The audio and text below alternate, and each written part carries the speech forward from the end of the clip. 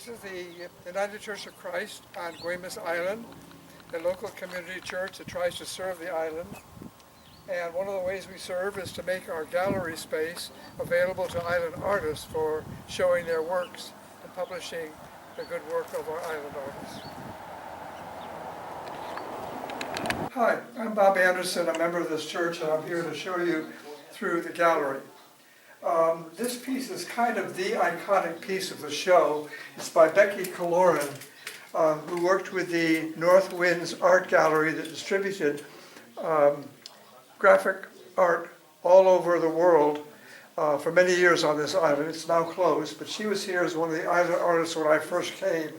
And this is probably as iconic for Guemes as you could get. Heron, island, salmon, seaweed. What more do you need to say about Guemes? Okay. Phil McCracken was an island artist here and well known internationally. His pieces are in many collections. We were able to get this small piece on loan. It's called Descending Moonlight. And it's loaned by members of the community who were somewhat reluctant to put such an iconic piece and such a valuable piece in this show. White Poppies is a painting by Rebecca Highland, who for many years was a well-known painter on this island.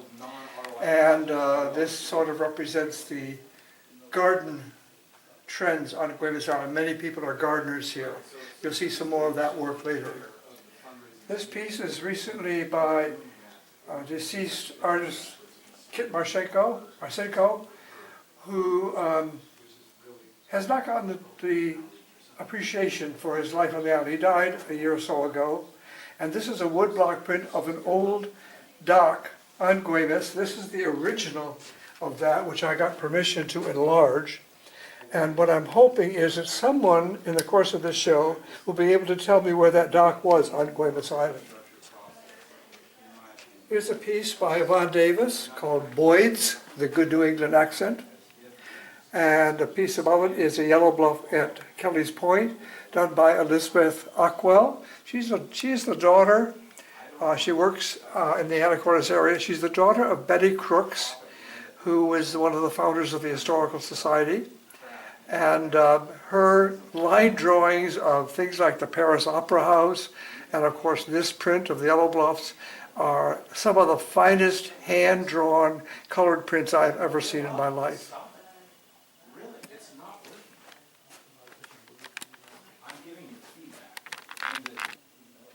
Anyone who has ever been on an early ferry in Guemes during the wintertime has seen a sunset like this. The photographer is unidentified. It appeared in one of my emails some years back, but we've all seen that shot.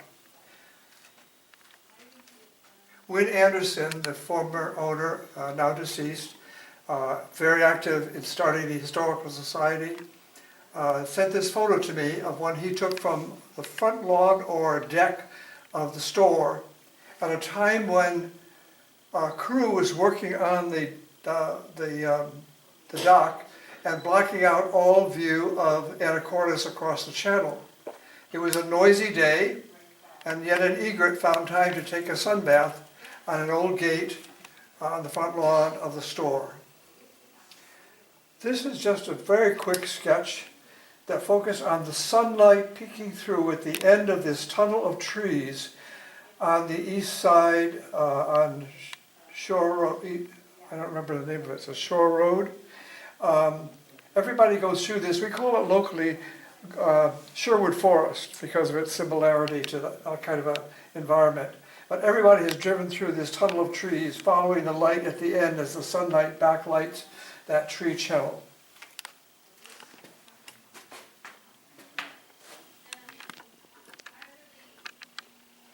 Several people have been standing here as I've been monitoring and babysitting for the gallery openings and have made comments on these scenes which you cannot see from any road on the island. They're all about the beach shacks and buildings that were put on the shores of anybody who had low-level access to the ocean. And most people who were first settlers here built some kind of a shanty that was either something they slept in for an overnight when they came to the island, or a place to store their boats or their garden tools, tools for working on the property. And what's been fun to listen to groups speaking here is they'll say, oh, I know that, that's so-and-so's beach shack. I hike past that or run past that every day. And so this is all very familiar things you can only see from the beach on the north side and west side primarily of Guemes Island.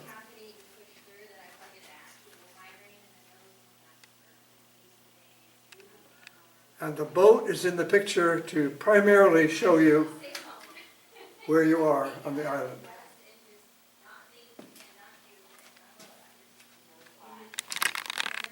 Tim Whitman is one of half a dozen woodworkers on island. Several people dabbled in wood, myself included, but he's a very fine woodworker, does a lot with Dremel tools. What ties this particular section of the show to the iconic Guemes theme is the fact that every piece of wood here is from the island. Either it's salvaged from some blowdown, salvaged as driftwood, begged for, or stolen from somebody's yard. So it's all the different kinds of woods that this fine woodcrafter has been able to use his Dremel tool magic on to create a footed piece and to create a sea urchin. We hope someday to have a woodworking show for all the woodworkers of the island here at the church gallery.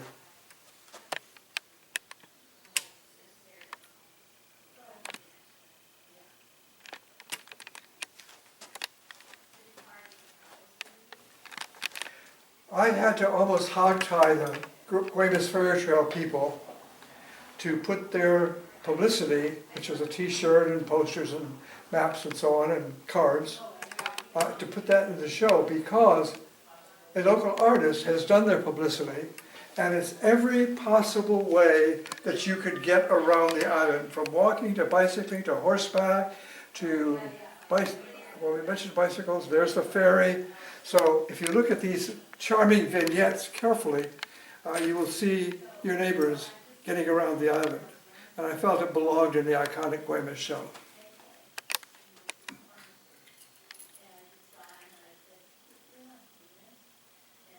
It's an attempt to get a trail, safe trail, among a heavily traveled central avenue where traffic is often moving rapidly, to get to the middle of the island from the ferry without getting hit by a car.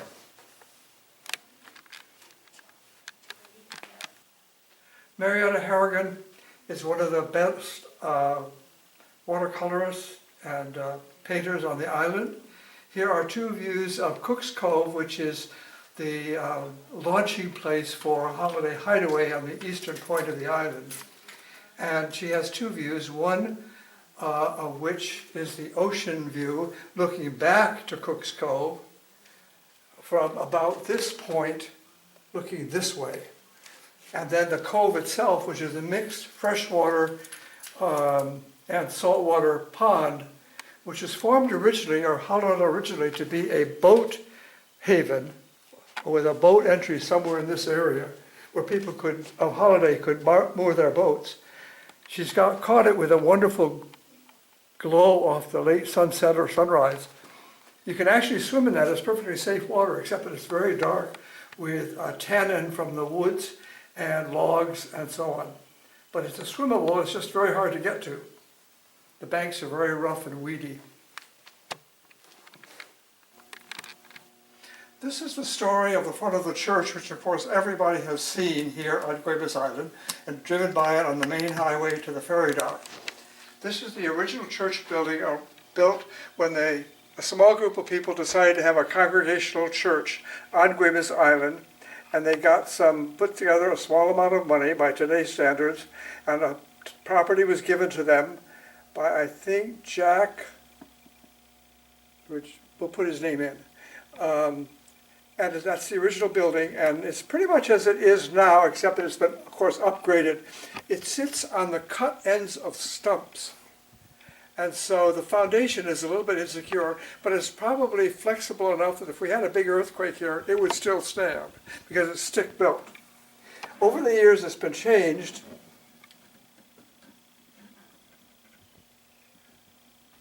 These are some of the siding changes. This is probably how it was next, when it was given a small shake type of siding, probably island shakes, I would guess, and a cross was attached. And then this is a later siding, vertical siding, which still is there today but painted a different color. In 1982, the church was given a bell, and the story is told in various places in our Historical Society archives. And Bob Porter, who is well known to the islanders, apparently helped with the construction of this tower to hold the new bell that was given. And this shows the construction in 1982-83. And people have said since, oh, that's Bob Porter's portable workbench sitting there in the yard. I had no idea that was the case, but we were able to identify some things through the show here that we didn't know. So there they are putting up that new bell tower. And then this last summer, just a little bit ago, this had been repainted over the years. This is the color scheme now. The whole church needed to be re-roofed. In the course of it, the tower had to come down because it was rotted beyond repair. And so the bell is now sitting in storage until we can figure out what to do with it. Probably mounted somewhere near our church sign, which we're in the process of upgrading. We've eventually added on over here a long new wing, which is the parish hall, and enclosed it with a very well lighted entry, which you just were in with the first part of the show. And it was been repainted, and this is more like it looks today. If you can envision this without the tower and without the cross and with this siding in this color.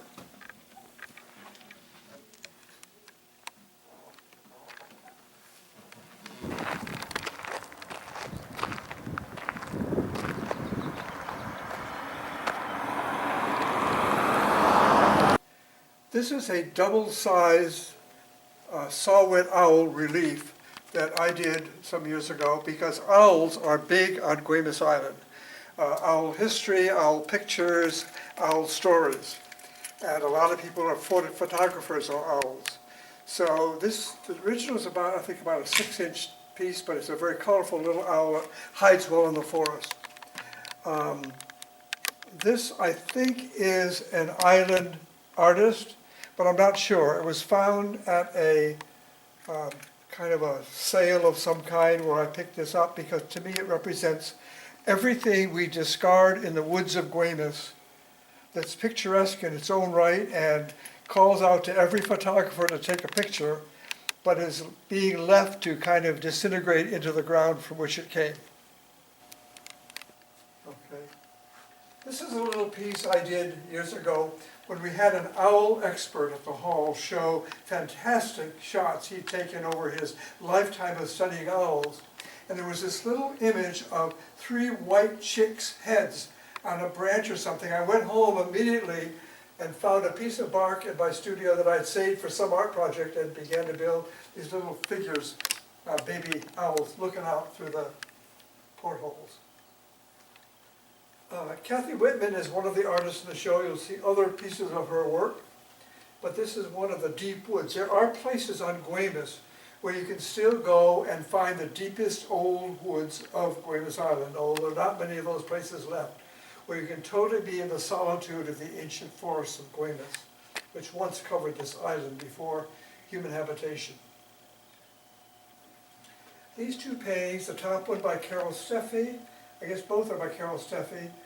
This is one of Iris's from Anne Passarelli's garden. And this is an old apple orchard cider time watercolor that kind of represent the seasons of making cider on the island and the various gardens of the island. There are many, many excellent gardeners on this island. I wish I had a roadside view of one of the best of gardens, but I could not get that into the show, but we did get individual shots. This is an anonymous shot of the oriental poppies that are grown in various gardens. This is a Kathy Whitman painting of the new pavilion on the island where we now have concerts on Sunday nights. One of the most iconic shots is the red barn in the valley, which has been through many permutations and uses over the years. It's now being painted red. I think it's maybe finished by now. But this is Leo Osborne, another famous artist known internationally. His painting of the red barn, and here is my sketch of a dead tractor and a dead tree growing through it that I'm not sure is still there, but it's looking west from this side of the red barn. And this is a view of the hay bales in the field behind it facing the front of the barn from this direction. So you have several different views of the red barn, which everyone knows where that is. This is Kathy Whitman's watercolor of the store, but from an angle we don't usually see, which is the hay bales above it, the little storage log cabin that they use in the back of the store, and then the back of the store itself. The dock is about here at the end of the road. And a little peekaboo view of probably that's, I think that's getting near the bay. It's near Holiday Hideaway's up this way. These two pieces honor the many people on our island and the place on our island where people go out fishing during the appropriate seasons of the year. Carol Steffrey's painting of the salmon and my carving of a salmon done on a yellow cedar, which is the iconic wood of Guemes Island for native carving. The next series was planned by the artist, Lynn Pruitt, which kind of is iconic for every individual home site originally on the island, because it's a distinctive house, which everyone knows where that is. It looks kind of New England style.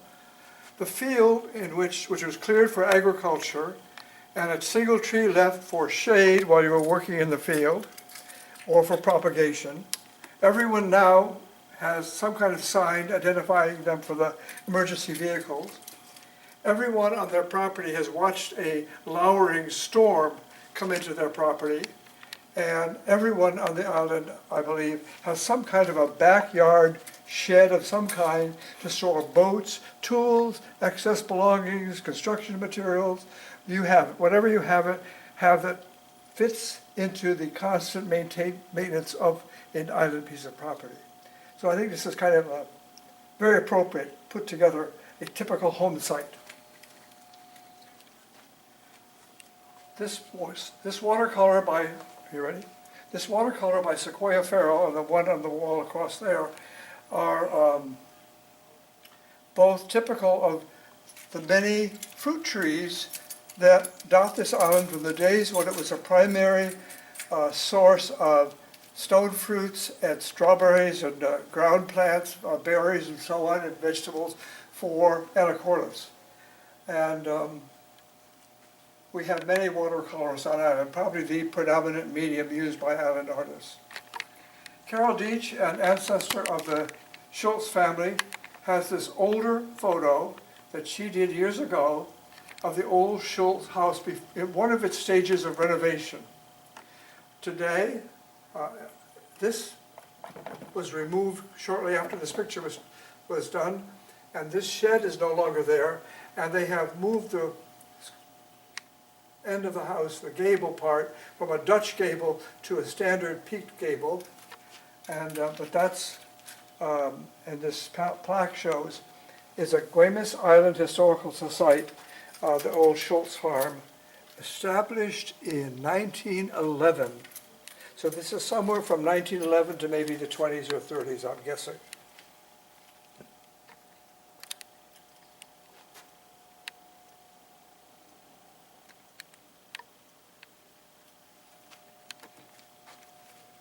This place is Bob Porter's place. We talked about him in the bell tower on the beach. You can only see his house this way on the beach. It's on West Shore, and Bob Porter and his wife Linda, an artist, were very well known on the island for years.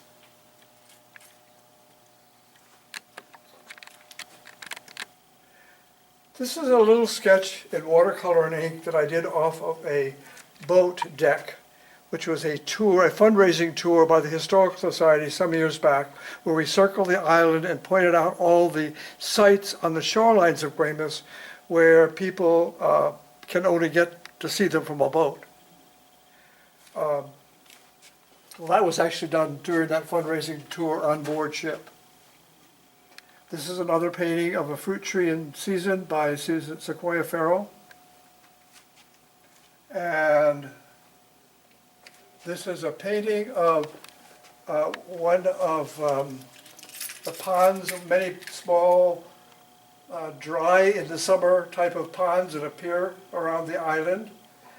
And this is the pond at Phil McCracken's studio, the artist, when Carol Steffi was working for him, studying under him years ago, and it was full of trout apparently, and yet the herons of the island, which are again our iconic bird along with the owls, have cleaned it out, so apparently there are no fish in it to this day. But that was taken during one of the many paintings Carol did of Phil McCracken's pond. Again, coming back to the garden theme, I didn't get any roadside frontage shots of a garden in full bloom, which I'd hoped to have in this show, but Sequoia Farrell did this painting of a flower scene that is in my own personal collection, and I felt it needed to be here to help represent the many floral images that you see in this show.